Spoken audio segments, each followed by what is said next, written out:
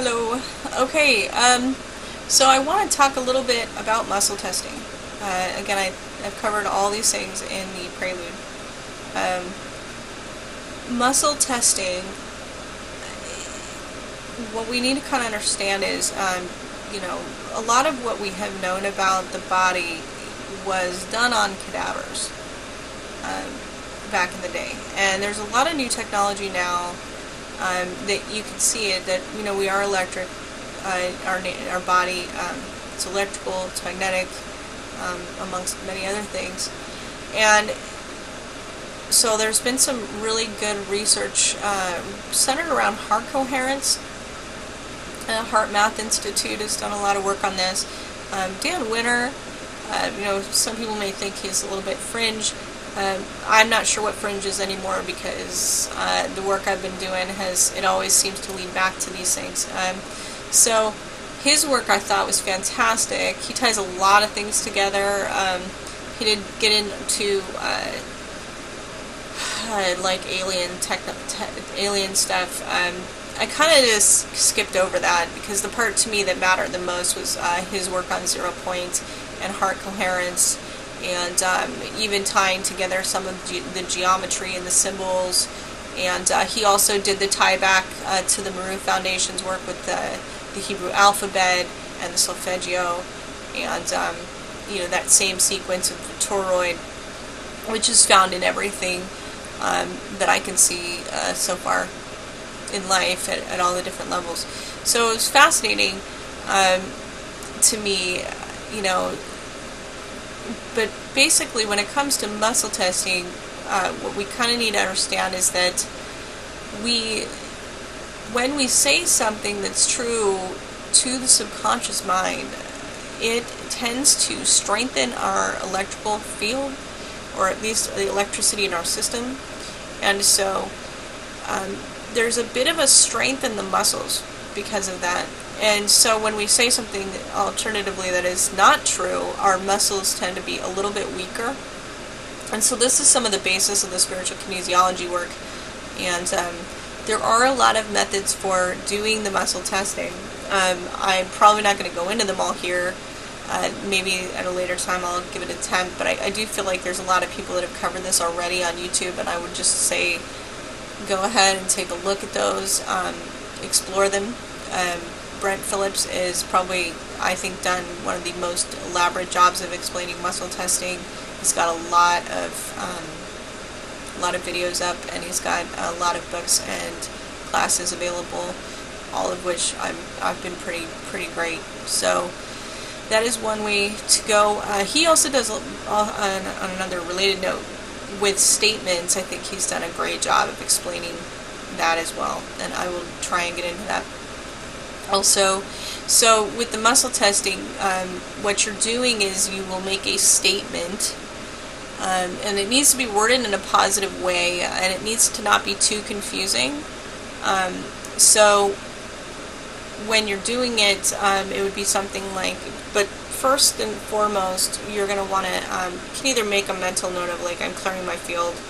I think Brent does like a zip effect, but you just kind of want to make sure that you're making a mental note that you're just kind of clearing your field.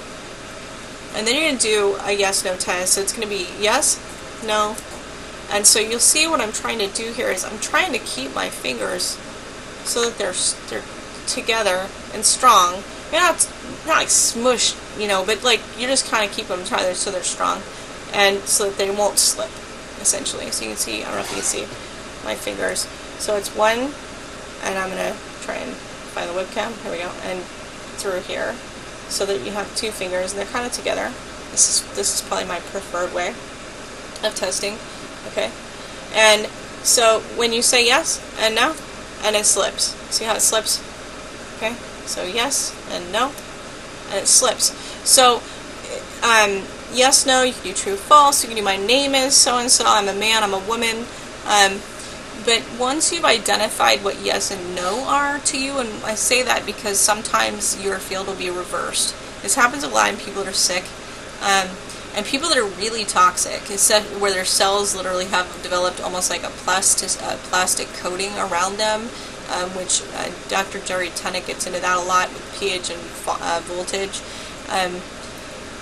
That is going to be more challenging to test. I've had this happen with a lot of people where muscle testing is a challenge. And you can drink water if your doctor's okay with it. You can take trace minerals. You can also start adding raw milk if you're okay with raw milk. Raw milk has the pasteurization process tends to take out a lot of what we need for our cells to repair. So raw milk is a great way to go. There's also vitamin C. You can add vitamin C. I'm trying to remember all of the things that Jerry Tennant said. Go to his YouTube videos and check out Jerry Tennant's. I have him in the citations also. You can find the link, I believe, to one of the videos that I thought he did a pretty good job on, where he's talking about how our diets and it can create this plastic, almost like a plastic coating on the cells, which makes it really difficult for them to hold charge, which I thought that was kind of interesting, and I wonder how that would play into cancer. It also, to me, explained a little bit for as far as Reiki goes, where we are sitting with someone and putting charge into their body, and they feel better. But the question is, can they make their own charge, and can they continue it? Most people feel better with Reiki, and some people don't. And so it almost kind of helped me answer the question of the riddle of, well, there's two parts to the riddle for cancer, for me, my takeaways anyway. One has to do with when Reiki is given to cancer patients, they tend to get better. Not all of them,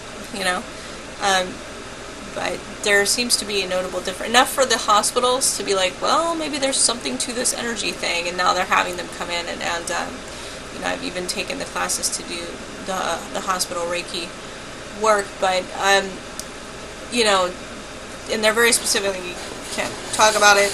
You can't get into the weird stuff with people. You're just there to just do it and leave, because I think that they're concerned that people will feel like it's too woo-woo for them and, turn it away, and they're more interested in making sure people get the help. But when you're giving them energy, their body can take it, but the question is, can they continue it? And I think some of it may actually tie back to the work that Jerry Tennant was mentioning about the cells having that plastic type coating. So he had mentioned something called frequency, which FG XFX, I think. That's on I have it in the citations, the link to that. There is the product frequency. It's one of many, but it's a phytoplankton, marine phytoplankton. So that's one option, and then adding with vitamin C and raw milk. So that if you can add those things in and try and get clean your diet up a little bit, it'll help the cells. When they replace it, they'll be coming in healthier. So, food for thought, and I mentioned that because if you're really unable to muscle test after every other thing, and say you take Brent's class on it, and he's taught you everything you need to know about muscle testing components, if it's still failing, it's really possible that the electricity in your system and your cells is challenged or compromised. So. Which these days is pretty unfortunately common. I actually have quite a few people that can't muscle test. So, don't let that discourage you. That's what I'm going to say about muscle testing. If you can't muscle test, don't let it discourage you. Just run the agreement anyway. Just execute it anyway. Or make your statements, do your accepts and your deletes and write down what you think it is. And you can still do it that way, even if it's your best guess, that's okay, and certainly it's also important to know that it can be done for you. Okay, so I can tune in, I do it all the time, I can tune in for people and do the muscle testing for them. I know my mom has this problem, I do that for her. There's been a few other people that have had the same issue, and I can muscle test usually it's when we're trying to identify one of those heavy lifting items, and we're just kind of stumped. in which case I can muscle test to try and figure out what the time frames were the thing was first showing up in their life and stuff. So it can be done by proxy, and so that's basically how that operates. And so muscle testing is the key to you being able to test some of the statements that are on this list. See, do I have this right now or do I not? So a yes would be, like, I'm immune to, what would be one? I hate everybody. So yes or no? I was like, no. But that's silly. But anyway, you would make a statement, you would test for it. Do you have a yes to it or do you have a no to it? And whatever that is, you have to then make a decision. Do I want to put a statement in where it's going to say, I hate everybody, delete, I easily get along with everyone, yes, you'd say accept. So that's basically the idea of muscle testing, is to try and kind of figure out what you have in that 90% that's running everything for you, to identify what it is that you have as an agreement right now running through your field. So, muscle testing, like I said. Now another one you can do, I showed you the hand one that I use a lot. There's another one too that I do where you have two fingers. It doesn't work. I'm trying over here. You have two fingers, right? And you're trying to push down with the one that's on top. So here it is on top. And you can try and push down. No. So it's a yes and then no, and it's a little weaker on the no. That's a one hand. And there's an arm one too, where you can hold your arm out and have someone push down on your arm, and that's where it's a two-person. You can't see my arm very well from here, but basically you have your arm out, and the person will take the wrist of your hand and they'll try and push down. Okay, for you. So you would make the statement, and then they would push down. It's usually good to have them stand kind of behind you to the side, just kind of out of your field a little bit, and they're just going to try and push down on your arm after you say the statement. And if it drops, then your muscles are weaker, right? And if it stays strong, then it's a yes because your muscles are strong. The reversal can happen in our field where no is yes and yes is no, and that is okay as far as testing goes. You just need to know which direction is yes and which one is no. So if you had, in this case, right, if I do yes and yes slips instead of staying strong, and I say no and no stays strong, then at least I know that this is no and this is yes. Okay, and you should check throughout, if you're doing a lot of question and answer with your anatomy, periodically check and make sure that you haven't flipped back, and just do another yes/no test and see if you have, stayed in that same polarity, spin. So, that's food for thought. It's, like I said, it's not the end of the world if you're in backwards, and I have seen some really interesting things with that, where people I've had meetups where I've had people that came in and were in reverse, and then at the end of the meetup, halfway through the meetup actually, they flipped. So something shifted for them during the course of that, where they were now, they had a yes for yes again, instead of a no for yes or yes for no. So basically, doing this work, you should be checking throughout just to make sure, because it can cause shifts in your field. So just don't get discouraged. If you can't muscle test, like I said, do your best, get the statements in there the best you can, and if it's really got you flustered and you can't figure out what it is, you can set up an appointment. There's a lot of people out there that do work with muscle testing. Every one of them should know how to proxy to do remote work for you. And if you're really confused, you can do a little exploring online and see what more you might be able to find on that for troubleshooting muscle testing. And it's a great tool. I mean, this tool is so powerful. It's It's powerful. I've had people that have spent decades in psychotherapy and we're able to figure out what it is in no time because we have this tool that their therapists are still scratching their heads. They have no idea what it is that's really causing them these issues.